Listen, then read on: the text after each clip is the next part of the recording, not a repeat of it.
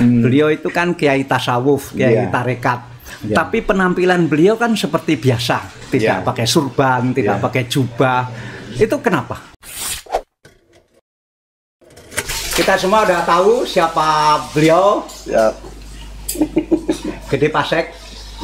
Dan tiap hari masuk di media, kenal lama. Siap. Tapi kok senior sekarang di media. pakai kaos ada tulisan apa itu? Ini kaos di mana ada tulisan dari Kiai Tar, Pak Kiai. Itu waktu pasca kejadian tanggal 7 Juli, 7 bulan 7 di Jombang, di mana aparat kepolisian yang hampir ratusan, hampir mendekati ribuan masuk di sana. Kemudian beliau menyampaikan sesuatu yang kalimat yang cukup menarik, yaitu bintang-bintang berjatuhan, melati berserakan, puntung-puntung terapung. Nah, ini kalimat ini kemudian dalam sekali ya, bintang-bintang berjatuhan, melati berserakan, puntung-puntung terapung. Kiai Tar. Ya, waktu itu tanggal 7 bulan 7 2020. Jadi Anda kan tokoh Hindu. Kok pakai kaos yang ajaran dari seorang kiai? ya, karena bagi saya beliau seperti menyampaikan sebuah pesan alam gitu ya. Pesan alam dengan usia beliau yang 94 tahun gitu, mampu menyampaikan sesuatu. Dan setelah bulan Juli itu kan kejadian. Setelah tanggal 7 bulan 7 ini, masyarakat bisa melihat setelah tanggal 7 ini apa yang terjadi. Ada berapa bintang jatuh, ada berapa bintang sambung, ada bintang-bintang itulah. Kan bintang-bintang yang membuat aib ke pondok kan. Nah, beliau udah sampaikan yang membuat aib ke pondok, nanti aibnya akan terbuka sendiri dan berjatuhan. Nah, berjatuhan. Dan ini ternyata waktu terakhir saya sempat tanyakan, apakah ini cerita hanya berlaku di bulan Juli saja? Ternyata beliau katakan ini masih berlanjut. Akhirnya saya berpikir, oh tampaknya menarik juga untuk mengingatkan kita semua. Anda bahwa kalau Anda percaya? Sebagai orang Hindu, Anda percaya kata-kata kiai? Saya selalu percaya orang yang dekat dengan doa, berarti dekat dengan Tuhan, pasti pesan alam akan lebih dekat gitu. Itu jadi. Dan kemudian ketika feeling kita melihat kenyataan yang kita ikuti, ternyata memang betul. Sampai sekarang pun ada berapa bintang terus mulai berjatuhan. Otomatis ngikutnya melati berserakan juga. Oh, melati ini terkait melati terkait dengan bintang ini. Iya. Kan lanjutannya kan sebelum sebelum bintang ada melati. Ini kemudian putung-putung terapung. Nah, ini mungkin yang lebih di bawah-bawah itu juga akan hanyut juga ikut di dalamnya. Waduh, dan hanya beliau yang bikin kita kaget kan, ini belum berakhir itu. Makanya bagi kita ya sudah, kita abadikan pemikiran beliau untuk mengingatkan kita bersama. Kalau pegang jabatan amanah lah. Jangan waktu beliau mengucapkan ini sampai dengar? Ada, Pak. Loh, diucapkan di mana waktu itu? Waktu itu pas peristiwa tanggal 7 bulan 7 itu ya. Nah, kan di situ ada atas nama institusi datang ke sana. Beliau juga sudah pesan banyak. Karena kalau terkait permasalahan putranya, beliau sudah menyampaikan bahwa ini fitnah, sehingga sebaiknya silahkan kembali ke tempat masing-masing demi kebaikan Indonesia Raya, demi kebaikan kita semua. Saat itu juga disampaikan dari wakil mereka, ditanyakan langsung ke beliau. Beliau menyampaikan, kalau nanti dibuka siapa dalangnya, apa nggak malu. Sampai beliau bilang begitu. Tapi dari yang datang itu malah menantang, buka aja sekarang Pak Yai, buka aja. Nanti malu, buka sekarang Pak Yai. Diem terus ya mengucapkan kata-kata ini. Mengucapkan kata-kata itu. Waktu itu sampean di mana? Saya di lokasi kejadian itu, Pak. Tapi kita tidak perlu cerita banyak tentang yang terjadi di situ. Nanti ada sesuatu yang terus. Sampean sebagai apa di pesantren itu? Kebetulan saya sekretarisnya di bidang organisasi yang ngurusi soal sosial. Kegiatan santunan macam bangun rumah layak uni itu ya. Sekretaris Kiai Tar yang mengurusi bidang sosial. Nama siapa tadi? Khairul Mudakir, Pak. Khairul Mudakir. Ya. Nah, yang disebut peristiwa tanggal 7 bulan 7 itu adalah peristiwa di pondok pesantren Sidikiyah di Ploso, di Jombang, sebelah utaranya Jombang. Saya sering lewat depan pesantren itu, sering pengen mampir tapi selalu nggak sempat. Dan sampai hari ini belum sempat mampir di sana, tapi saya dengar bahwa santrinya banyak sekali dan putranya Kiai itu lagi dipersoalkan karena dianggap memperkosa banyak santri di sana, dan sekarang ini jadi perkara dan sudah diadili dan sedang dalam proses pengadilan. Karena itu kita tidak akan banyak bicara mengenai perkara ini. Yang menarik adalah kok pengacaranya ini seorang tokoh Hindu yang terkenal sekali, Gede Pasek. Ya, kalau lengkapnya kita Gede Pasek Suwardika. Sebenarnya kalau kita berkunjung ke pondok, sebenarnya semua nuansa itu otomatis akan terjawab. Karena di sana itu ada monumen Pancasila, kemudian ada Sumpah Pemuda, proklamasi. Jadi sejak awal memang ditanamkan nasionalisme yang sangat kuat di sana, cinta tanah air yang sangat kuat. Jadi saya pun ketika masuk ke sana pertama kali langsung klik aja, langsung nyambung saja, karena apa, atmosfernya memang atmosfer yang membangun tentang keindonesiaan yang sangat kuat gitu lah. Sehingga walaupun saya anggaplah dari Hindu, tidak melihat Hindunya, tetapi seberapa kepedulian kita di dalam memperjuangkan keadilan itu yang ditakar oleh beliau, sehingga saya merasa terhormat bisa mengabdikan segala kemampuan ilmu saya untuk mendampingi Mas Beki di dalam mencari keadilan.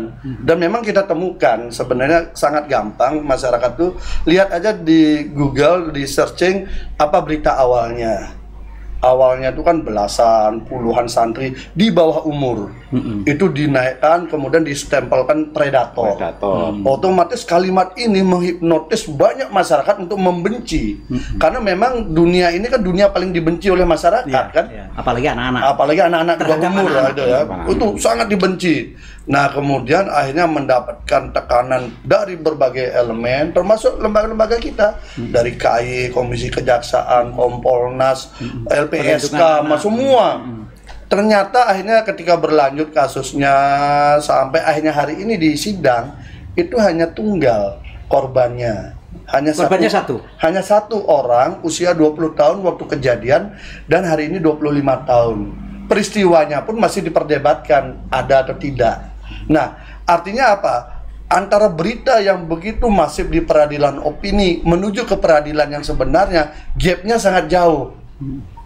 Ini yang kemudian harus kesannya kan memperkosa begitu banyak anak gitu. Iya, artinya itu ya. Dan kemudian kita kemudian telusuri, saya ya mungkin ada pengalaman jadi wartawan juga. Jadi kita cek and recheck, mencari tahu lebih dalam. Hanya kesimpulan saya ini kisah pelakor yang menjadi pelapor. Pelakor itu apa? Pelakor apa? Enggak, lelaki orang. Jadi pelakor. Minta maaf, saya agak kuper. Ya istilah kekinian. Kenapa itu terjadi? Karena ternyata kita dapatkan dokumen-dokumen yang sangat sahih dan diakui oleh si korban yang mengaku korban bahwa misalnya soal chatting. Jadi ketika peristiwa terjadi itu sampai dengan setelahnya itu 1-2 bulan itu chattingnya intensif, itu memanggil terdakwa ini sayangku, cintaku, hal-hal yang kemudian kirim puisi cinta. Jadi banyak hal yang mencoba mempenetrasi si laki ini biar tertarik sama yang perempuan. Tetapi respon jawaban ini kan ketemu responnya. Respon jawabannya itu justru sebaliknya. Ada kekesalan lah, tapi tetap diladeni, tapi dengan bahasa-bahasa sudah kesal. Artinya itu. Kemudian ada juga mengirim foto.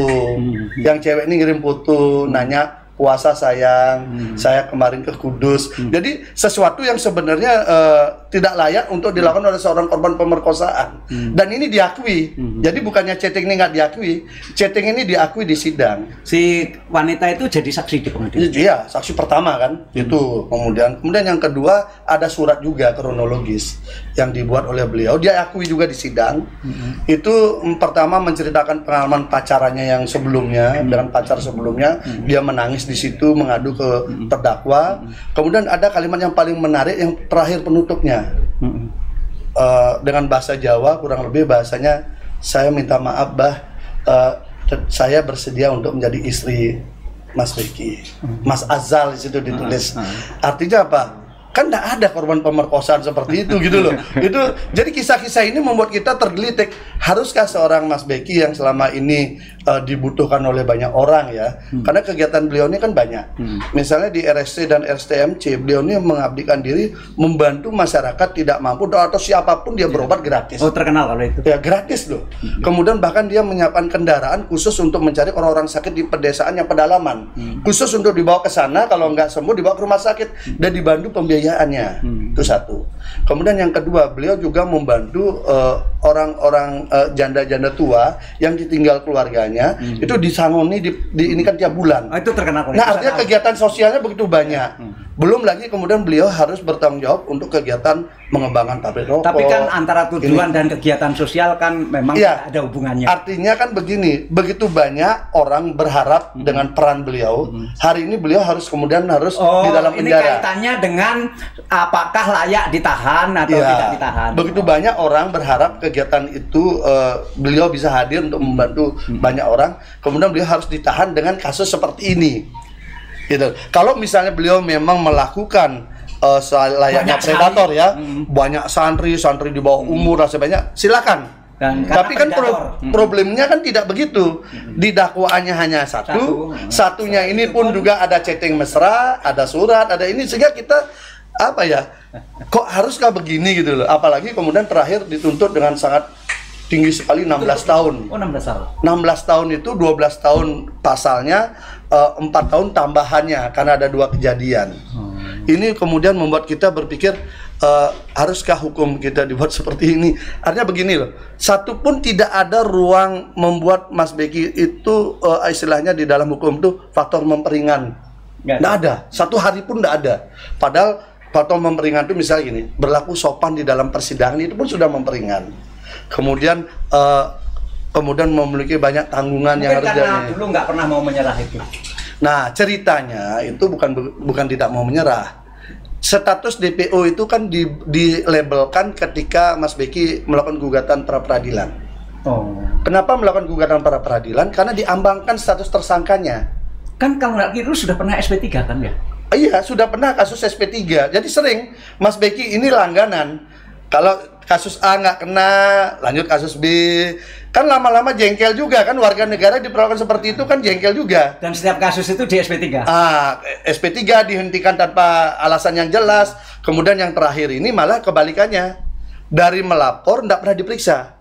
Biasanya kan begini, kalau di dalam kepolisian itu ada Dumas, pengaduan masyarakat, diklarifikasi, kalau memenuhi syarat dinaikkan jadi LP, kemudian penyelidikan dimulai, penyelidikan pun diperiksa dulu sebagai saksi. Ini nggak ada, semua tidak ada, langsung tersangka. Nah, bersamaan dengan itu, waktu itu Pak Kiai lagi sakit, sehingga beliau lebih fokus mengurus Pak Kiai daripada mengurusi panggilan-panggilan rutin yang sekian tahun harus beliau hadapi. Nah, singkat cerita, label tersangka ini cukup panjang. Nah, waktu itu saya belum nangani ya. Saya nangani waktu itu sudah di sidang, tapi saya mempelajari. Karena saking lamanya label ini kan jadi nggak enak. Akhirnya dia gugatlah pra peradilan dengan harapan label tersangkanya dicabut. Nah, justru yang kebalikannya, beliau pernah disidangkan pra peradilan. Udah ada. Malah dilabelkan DPO. Kalau orang DPO ini kan orangnya menghilang. Tapi beliau ini kan ada di Jombang.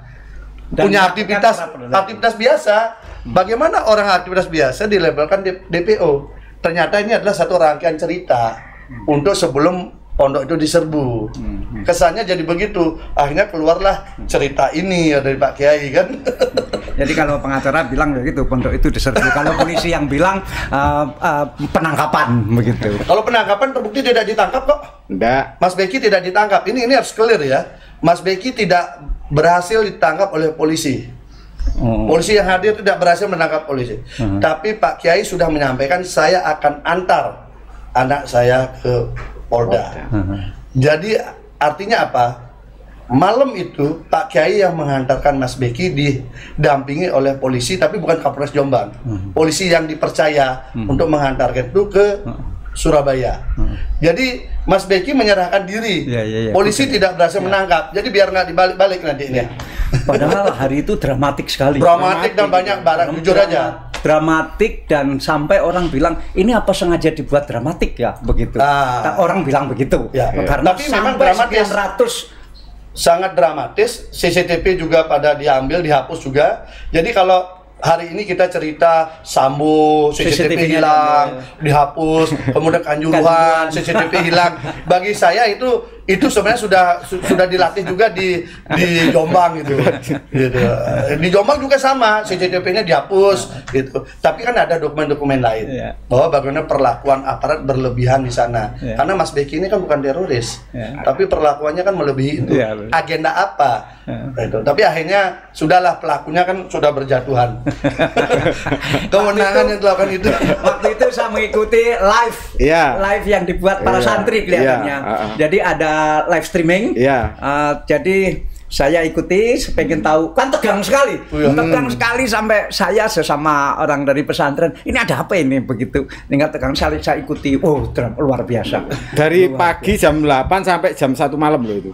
Itu nggak ada tindakan dari polisi untuk menghentikan live streaming itu waktu itu? Nggak ada, malah dibuat ya biasa untuk memperkuat bumbunya itu aja malahan.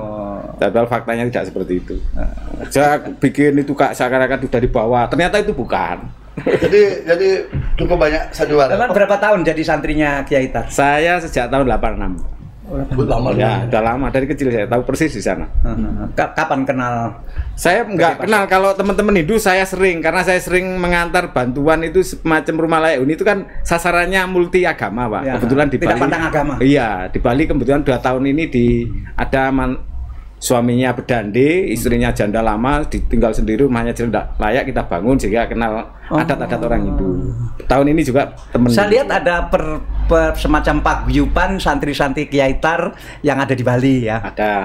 Karena kalau perwakilan organisasi dari semua provinsi ada. Hampir 155 kabupaten kota.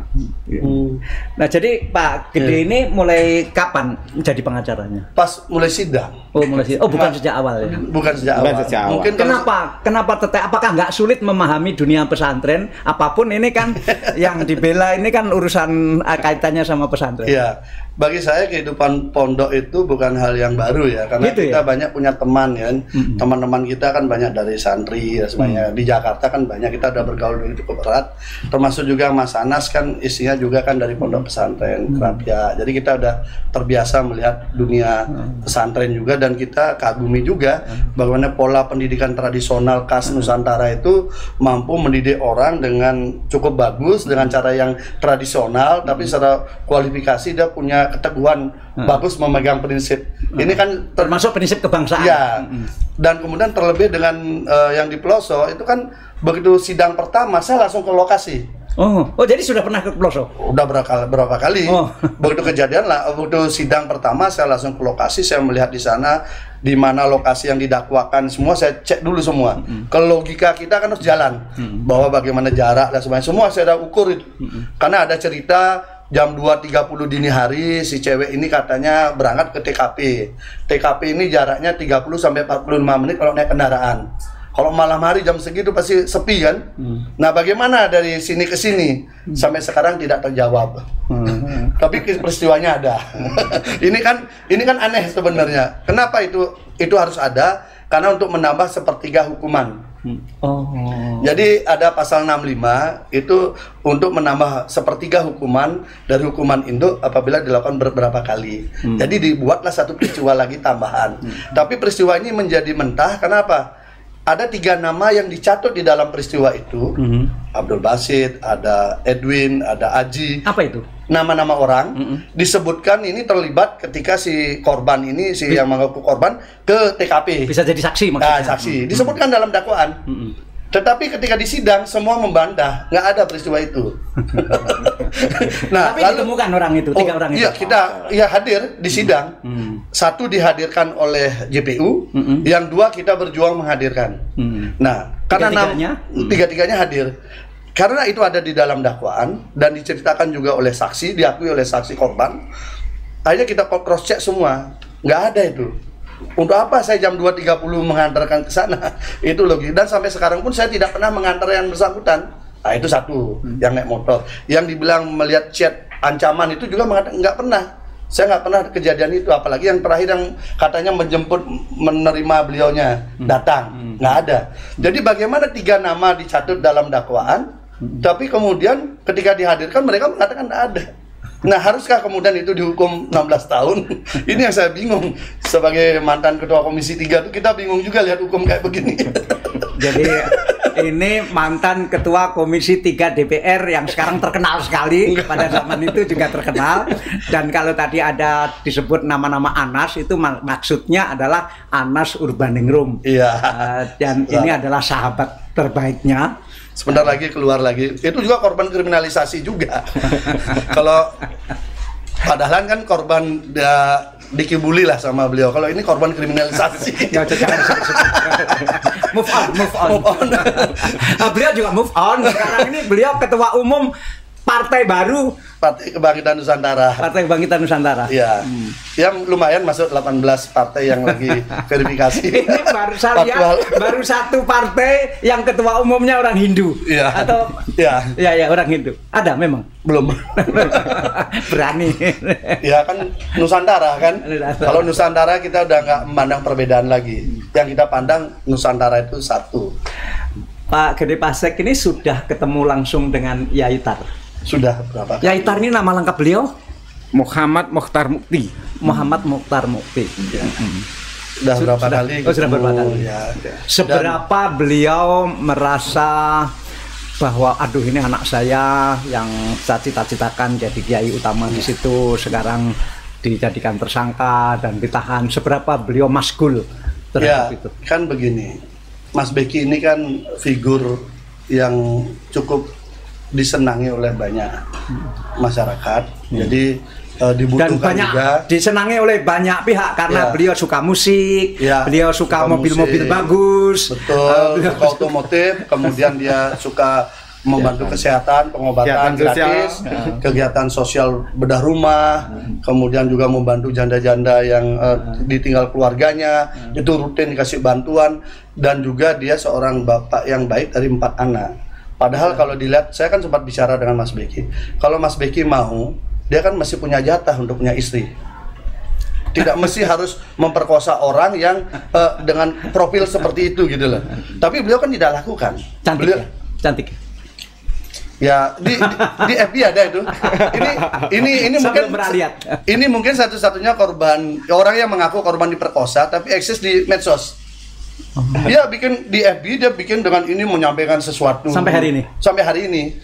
Hari ini malah ke karaoke lagi. Ada videonya beredar lagi karaoke. Saya bingung melihat. Sementara hasil lab psikologi katanya itu depresi, kemudian tidak berani keluar rumah, traumatik dan sebagainya. Sementara yang kita hadirkan, kita punya videonya, kita punya fotonya, mereka punya berbagai aktivitas yang happy-happy. Nah, makanya saya melihat sangat disayangkan memang, ya kenapa ya JPU terlalu call tinggi ya melihat ini ya, tidak melihat fakta sidang gitu. Ya tuntutannya oke lah, kewajiban beliau menuntut, tapi kan tidak mesti harus seperti itu gitu loh. Yai Tar ini, Kiai Mokhtar ini kan sudah lanjut ya? Iya. Usia 94. Sekarang 95 ya? Kemarin tanggal 14 95. Oh. Masih sehat? Alhamdulillah sehat. Bisa berjalan? Ya, berjalan. Kemarin itu hanya ada kendala itu dari sisi sakit jatuh. Ini dari belakang ini ada geser tulang itu persis dengan turunnya tersangka Mas Beki. Oh. Jadi beliau jatuh, besoknya itu Mas Beki jadi tersangka. Ya seakan-akan kalau kami yang memahami itu direncanakan semua. Pak, Anda kan jadi santrinya sejak 86. Beliau itu kan kiai tasawuf, kiai tarekat. Tapi penampilan beliau kan seperti biasa, tidak pakai surban, tidak pakai jubah. Itu kenapa? Ya karena kebangsaannya. Karena kebangsaan. Karena beliau itu lebih memilih tidak mau kelihatan Timur Tengah, tidak mau kelihatan Arab begitu. Jadi beliau itu lebih ke arah saya orang Indonesia beragama Islam. Bukan orang Islam. Jadi Indonesia dulu, baru Islam kemudian. Sehingga dalam menyikapi terhadap lain agama, kami ini saudara satu bangsa gitu saja. Oh itu ya. Iya. Saya lihat pakai hem biasa. Iya. Kan itu pakaian nasional kan. Pakai kopiah. Kopiah gitu saja. Bukan. Iya. Bukan ugel. Nah, intuisinya yang tinggi, yang membuat banyak orang tertarik kan, intuisi beliau cukup tajam sehingga bisa memandu gerak kehidupan seseorang. Dalam dunia itu, dalam dunia tarekat itu, intuisi tajam itu karena didapat dari ngelakoni itu melakukan tirakat yang luar biasa. Beliau kan suka tirakat jalan kaki jalan dulu kaki. Dari waktu muda jalan kaki. Kalau sekarang ini ya tirakatnya tinggal istirahatnya hanya 1-2 jam sehari semalam, makannya tidak lebih dari 3 sendok. Satu hari makan tidak lebih 3 sendok. Sekali makan itu. Jadi mungkin kalau jadwal rutinnya 3 kali ya 3 kali 3 sendok. 3 kali paling banyak itu. Sampai sekarang tidurnya enggak banyak istirahat, setahu saya sih. Tapi kalau aktivitas rutin ya seperti biasa. Jadi kalau pagi gitu ya masih ngobrol dengan. Ini kan beliau ini kan mursyid tarekat Sidikiyah, yang kemudian beliau peroleh Sidikiyah itu dari Kiai di Banten, Mbah Su'aib Jamali. Su'aib Jamali, kemudian ujung-ujungnya kan di Abu Bakar Siddiq. Ya, karena itu disebut Sidikiyah. Iya. Ya. Betul sekali. Jadi kalau dari silsilah yang tersebut di dalam kitab Fathul Arifin itu beliau ke-38. Oh, mursyid ke-38. Ya. Karena wasilahnya harus jelas. Kalau dari sang gurunya beliau supaya mengembalikan nama aslinya, balikan lagi ke nama Sidikiyah yang tersebut di Tanwirul Qulub, itu bahwa silsilah dari Abu Bakar Siddiq sampai Syekh Abu Yazid Bustami itu namanya Thariqah Sidikiyah. Jadi hanya mengembalikan namanya supaya tetap di awal. Setelah itu kan dinisbahkan nama-nama tokohnya sama daerahnya. Terutama yang di Parsi, yang di mana-mana. Nah, ini kan pesantren ini kan Pak Yai terganggu karena putranya jadi tersangka, ini reputasi yang begini besar, kemudian terganggu, putranya sendiri yang memimpin sehari-hari juga lagi ditahan. Sekarang aktivitas di Sidikiyah sehari-hari seperti apa? Kalau aktivitas berjalan seperti dulu-dulu sebelum pandemi itu, kegiatannya juga masih sudah pulih lagi setelah pandemi. Bahkan kemarin hari santri itu beliau memimpin langsung peletakan batu pertama untuk membangun masjid yang ala Uzbekistan modelnya.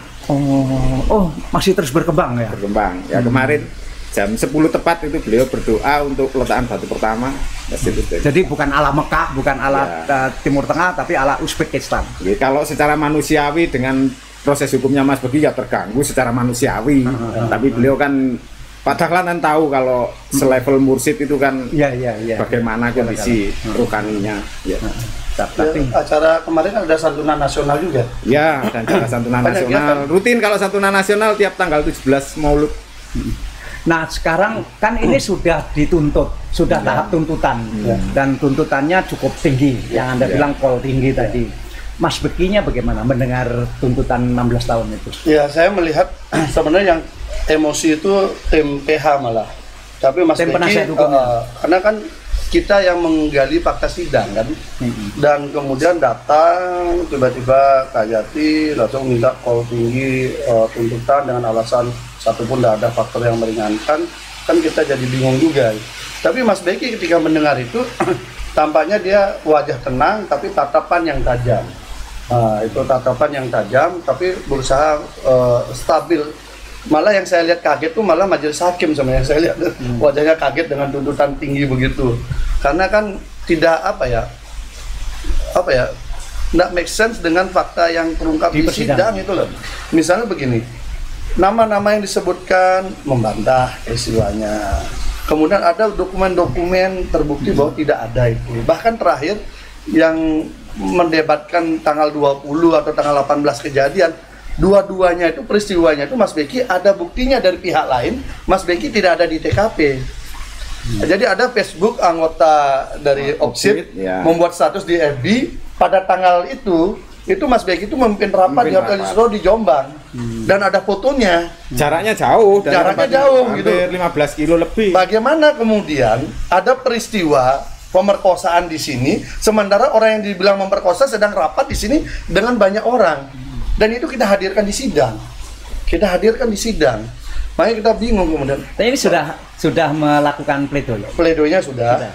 Ini nanti Seberapa tebal? Tebalnya lumayan, 438 halaman. Karena kita betul-betul breakdown semua untuk memandu hakim. Karena hakim yang di tingkat PN yang bisa menceritakan fakta dengan saksi kan. Kalau sudah dibanding Mahkamah Agung kan dokumen dia. Ya, dokumen. Jadi kami berprinsip dokumennya kami harus selengkap mungkin. Karena kami berharap, anggaplah hakim pengadilan negeri ini seandainya punya keberanian, saya yakin bebas. Kalau keberanian ya. Karena parameter hukumnya kan sama, ilmu kita sama, pelajaran hukumnya sama, pasalnya sama, kuhapnya sama, cara mengukur sebuah alat bukti juga sama. Kalau itu dipakai parameter, saya yakin bebas. Tapi kan faktor hukum di Indonesia kan bukan itu saja. Ada faktor lain. Orang bersalah menjadi tidak bersalah, orang tidak bersalah bisa dihukum. Orang yang harusnya dihukum ringan dihukum berat, orang yang harusnya dihukum berat jadi ringan. Ya kita lihatlah. Kayak jaksa Pinangki misalnya. Melakukan itu hukumnya ringan gitu kan. Jadi ada juga yang ini. Jadi udahlah kita melihat itu fenomena itu, maka kita tidak bisa bicara hukum dari sudut ini kan itu. Makanya saya bilang antara yang di sini sama yang di sini tinggal keberanian hakim. Kalau hakimnya berani saya akan bebas. Tapi saya melihat selama sidang ketua majelisnya cukup bagus. Jadi saya akui ketua majelisnya cukup bagus. Di mana kami berdua dari pihak PH dan pihak jaksa itu diberikan ruang terbuka semaksimal mungkin untuk menggali. Nah, kesempatan diberikan maksimal menggali ini bagi kami ini starting point yang bagus. Jadi hakim tampaknya ingin mengabadikan begini. Semua pihak merekam. Jadi perdebatan awal itu saya maunya rekamnya live. Hanya wajah orang dengan suara. Tapi hanya karena sidangnya tertutup disepakati suara saja. Jadi hakim merekam, jaksa merekam, kami merekam. Otomatis rekaman ini kan sama. Tidak mungkin dimanipulasi. Nah, saya melihat hakim mencoba menghadirkan objektivitas dari awal proses. Kemudian yang kedua, kita diberikan ruang yang sama. JPU bertanya silahkan 1 jam, Anda bertanya 1 jam. Kurang, tambah lagi 1 jam, atau 40 menit, atau 30 menit, sama. Silahkan. Terus diberikan ruang itu. Nah, ruang ini bagi kami sangat bagus, karena kami bisa mengeksplorasi fakta-fakta itu menjadi lebih mendalam. Contohnya begini, yang saksi yang aku korban nih, awal mula dia mengaku tidak tahu tulisannya siapa gitu loh. Pelan-pelan kita tanya dengan berbagai cara kita, akhirnya mengakui itu tulisannya dia, mengakui isinya dia. Chatting dia pertama tidak mengakui, tapi dengan kita diberikan ruang waktu yang cukup luas, kita bertanya dengan cara yang berbeda, akhirnya mengakui chattingnya betul dia yang buat. Nah, jadi faktanya akhirnya terungkap. Nah, ini kan kita saksikan bersama. Nah, saya melihat di tahapan ini hakim cukup bagus, tinggal finishingnya sekarang. Kenapa saya katakan begitu? Begini, tiap sidang ini kan ratusan polisi ada, Pak. Jadi tiap sidang itu ratusan polisi ada. Yang dijaga siapa? Oleh polisi ini, saya pun bingung. Masa nggak ada yang datang? Jadi karena sidang tertutup, saya udah sampaikan juga jangan ada yang datang. Udah nanti kita akan sampaikan hasil-hasil saya saja.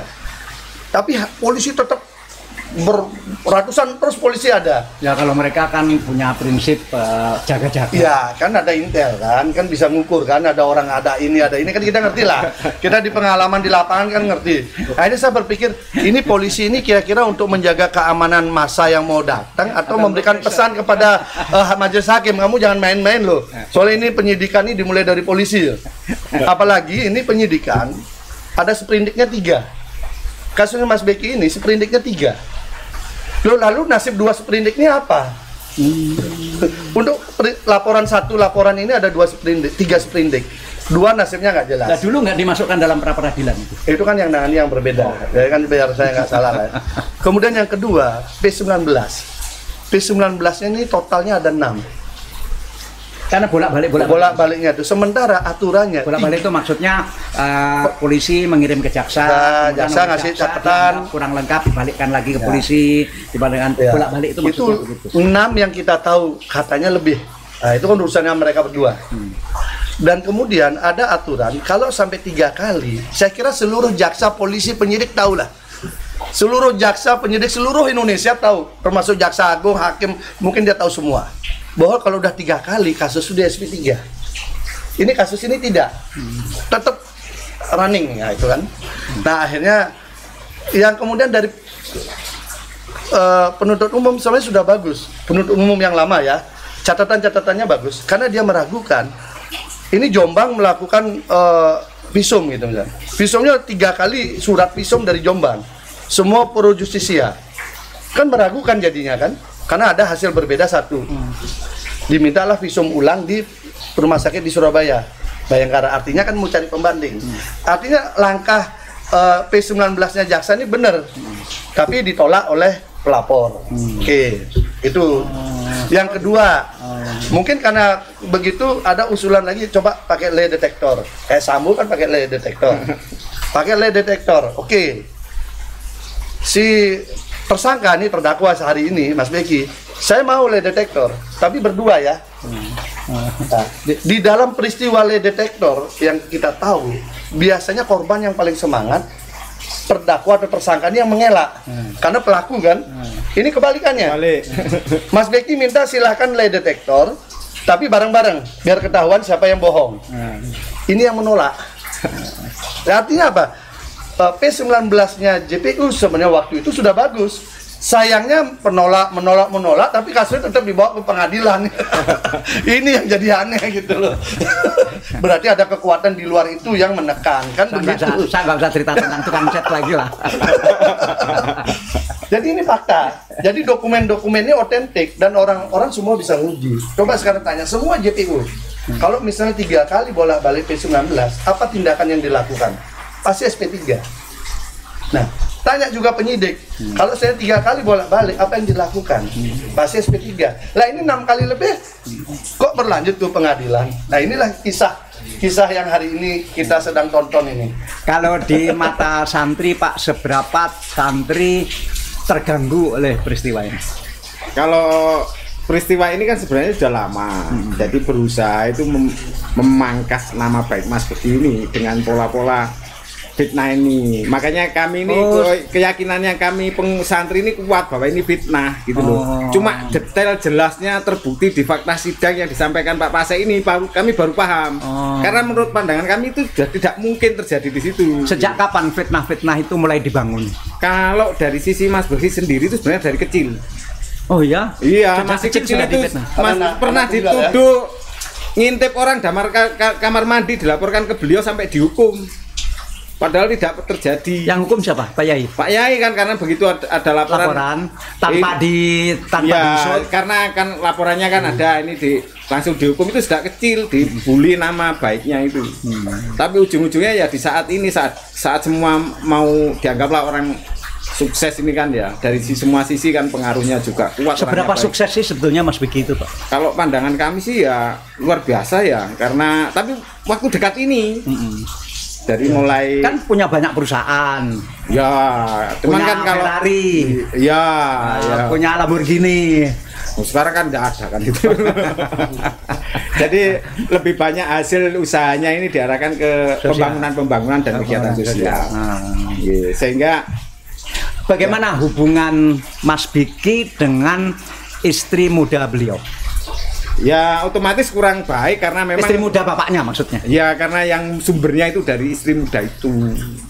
Tapi beliau kan sudah nyampaikan itu sudah mantan keluarga, mantan anak. Sudah istri. Sudah tidak dianggap sebagai istri lagi. Sudah enggak. Tapi tidak resmi cerai. Ya karena tidak resmi juga nikahnya. Oke. Setahu saya, mohon maaf ya, setahu saya. Nikah agama. Kalau di kakak memang dari dokumen sidang kakak itu hanya dengan punya isop saja. Kalau saya tahunya kan dari otentik itu toh Pak. Kakaknya hanya beliau sama ibunya Mas Beki. Mas, kalau kita bicara istri muda itu jangan dibayangkan istri muda itu umur 17 atau 52. Meskipun istri muda tapi sebetulnya kelihatannya lebih tua dari istri yang pertama. Kelihatannya. Mungkin istri duluan sama istri belakangan gitu. Karena selisihnya memang 5 tahun. Jadi lebih tua. Lebih tua. Lebih tua dari istri katanya lebih lebih belakangan kan makanya. Jadi duluan sama belakangan ya. Gitu. Bukan tua sama muda jadi. Dari sisi sana kan anaknya juga banyak. Emang nggak ada yang kerja keras cuma Mas Begi aja. Nah, posisi Mas Begi sebagai anak tunggal saya kira menjadi mungkin utama. Ya ini pelajaran bagi semua orang. Kalau punya istri dua seperti itu, rumahnya jangan berdekatan. Oh iya. Ini rumahnya gandeng. Ya, rumahnya gandeng. Gandeng. Ya, mungkin sekarang udah enggak. Sekarang udah enggak. Selama ini. Rumahnya gandeng. Ketika masih sesama menjadi istri mungkin nggak apa-apa. Tapi ketika yang di sini anaknya sudah banyak, yang di sini anaknya sudah banyak, itu memang bisa timbul banyak masalah. Sebenarnya tidak ada masalah. Kalau nggak ada masalah, kalau nggak ada bibit-bibit sakit, nggak toma, nggak serakah kan nggak ada masalah. Sebenarnya sudah dibagi juga ya. Iya kan Pak ya, itu perhatiannya luar biasa. Meskipun situasi seperti itu masih diberi rumah. Bahkan beliau istri yang muda itu juga diberi rumahnya juga banyak. Rumahnya juga banyak. Tanahnya juga banyak. Jangan dikira itu kayak orang ditelantarkan gitu ya, enggak. Beliau luar biasa adilnya. Bahkan kalau ditanya Pak Yai itu membelanjakan lebih dari belanja, dihabiskan 7 turunan enggak habis itu. Cuma karena Mas begini lagi di akhir-akhir ini kan lagi naik top lah. Pak Daglang kan tahu juga kan. Karya beliau Metafakta sama Oxytron itu kan menarik juga. Beliau memang pintar organ ya. Iya pintar, tapi setahu organ saya atau gitar. Semua musik kelihatannya. Semua musik ya. Organ paling dikuasai organ. Tapi memang beliau itu kan berhasil menciptakan Metafakta dan Oxytron ini dengan pola bagaimana melakukan refresh dan pengobatan dengan pendekatan frekuensi, gelombang, cahaya dan suara. Nah, itu dia teliti sampai kemudian sudah mendapatkan dari Kumham. Nah, kisah ini kemudian dibelokkan seakan ini klinik magis yang kemudian ke dukun-dukunan untuk di kasus ini gitu loh. Padahal ini masa Kumham mengeluarkan urusan perdukunan kan tidak mungkin. Jadi ini murni hasil riset dia secara ilmiah karena dia menyukai musik, healing lewat musik, healing lewat suara dan cahaya. Saya pun pernah nyoba. Jadi karena biasa kita wartawan nih kan, mantan wartawan nih kan ingin nyoba kan. Ketika saya lelah, saya datang situ tuh di terapi begitu. Kemudian memang berpindah tidur, memang badan jadi segar. Jadi ada healing. Menguasai healing, healing dengan metode frekuensi, frekuensi dan suara dan cahaya. Sehingga cahaya itu berubah-ubah dan kita kemudian berpindah-pindah sesuai dengan arah itu. Nah, dan saya rasakan sendiri, memang badan jadi lebih segar. Tapi paling enggak kan psikologis kita diobati kan. Nah, ini sangat ilmiah, tapi dibelokkannya itu ke klinik. Beliau Pak Yai Tar tahu bahwa Anda pakai kaos ini. Ya. Pernah baru bertemu beliau memakai kaos ini. Ini baru selesai. Oh, baru selesai. Tapi sama Bu Nyai saya sudah sampaikan. Saya mau membuat ini, kemudian beliau sampaikan, oh ya silahkan. Dan ini sekarang tim hukum semua pakai dan mungkin tampaknya akan banyak yang pakai. Untuk saling mengingatkan orang-orang punya jabatan yang sudah angkat bintang, yang masih melatih, amanahlah dengan jabatannya karena itu milik rakyat. Kalau dia tidak amanah, maka dia pasti akan berjatuhan pada saat. Jadi bintang-bintang berjatuhan, melatih berserakan ini terjadi berapa hari setelah beliau mengucapkan itu ya? Hanya berapa hari? Sejam Pak. Kan waktu itu peristiwa tanggal 7 bulan 7, peristiwa Sambo tanggal 8 9. Masih ditutup, hari Seninnya baru terbongkar meninggal. Gitu ya? Iya. Hitungan hari kan. Ya kita lihat nanti apakah masih banyak bintang yang jatuh dan melatih yang berserakan. Terima kasih Pak. Sama-sama.